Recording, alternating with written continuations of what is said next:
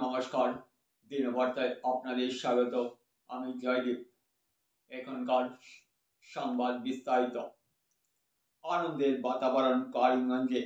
BJP কর্মী সমর্থকরা অতি উচ্ছ্বসিত, কেননা 40 বছর পর করিমগঞ্জ থেকে রাজ্যসভার প্রতিনিধি করার সুযোগ পেলেন মিশনরঞ্জন দাস। এদিকে মিশনরঞ্জন দাস রাজ্যসভার সাংসদ হিসেবে প্রতিনিধিত্ব করার সুযোগ পাওয়ায় দলীয় কর্মীরা উল্লাস প্রকাশ করেন। বহু কর্মীরা ওনার বাসভবনে গিয়ে শুভেচ্ছা অভিনন্দন জ্ঞাপন করেন।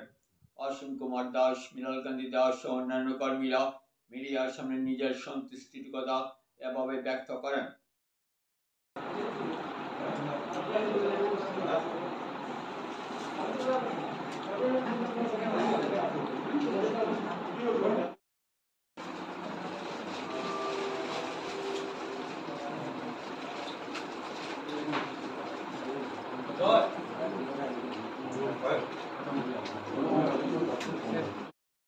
খুব আনন্দের ব্যাপার।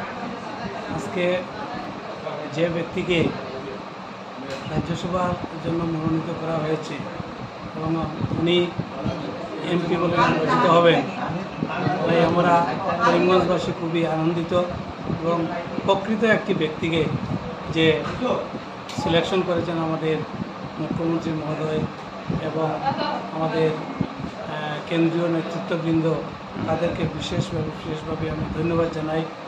আমার পঞ্চায়েতের পরিষদের প্রেসিডেন্ট হিসাবে আমি তাদেরকে অনেক ধন্যবাদ জানাই আজকের এই প্রার্থী নির্বাচন করার জন্য। আমরা মিশন দাস এমন একজন ব্যক্তি, অতি ধৈর্য সহিত উনি টিকিয়ে আছেন। আজ পর্যন্ত ধৈর্যের জন্য আজকে এই ফল পেয়েছেন এবং প্রকৃত ফলটা তিনি পেয়েছেন। আগেও তিনি লোকসভার জন্য চেষ্টা করেছেন, কিন্তু লোকসভা পান নাই। তাই আমাদের নেতৃবৃন্দ, উপরের নেতৃবৃন্দ যারা আছেন, তারা সবাই ওনাকে রাজ্যসভার জন্য মনোনীত করেছেন এবং এমপি হিসাবে সিলেকশন হবেন উনি। তাই আমি আমার তরফ থেকে বিশেষভাবে ধন্যবাদ জানাই। এই বলে আমি উনি অত্যন্ত কঠোর পরিশ্রমশালী ব্যক্তি এবং উনি 5 বারের এমএলএও ছিলেন। করিমগঞ্জে বহু কাজ করেছেন। আমাদের রাস্তাঘাট বিভিন্ন সমস্যা নিয়ে তিনি আলোচনা আলাপ করেছেন বিভিন্ন সময়ে। এবং আজকে সুদীর্ঘ 40 বছর পর সুরেশ দেব, নিপতি রঞ্জন চৌধুরী এবং তারপর উনি শ্রী মিশনরঞ্জন দাস এমপি হয়েছেন এবং ছাত্রজীবনে আমরা একসাথেই ছিলাম। উনি কঠোর পরিশ্রমী, নম্র, ভদ্র, শান্তশিষ্ট।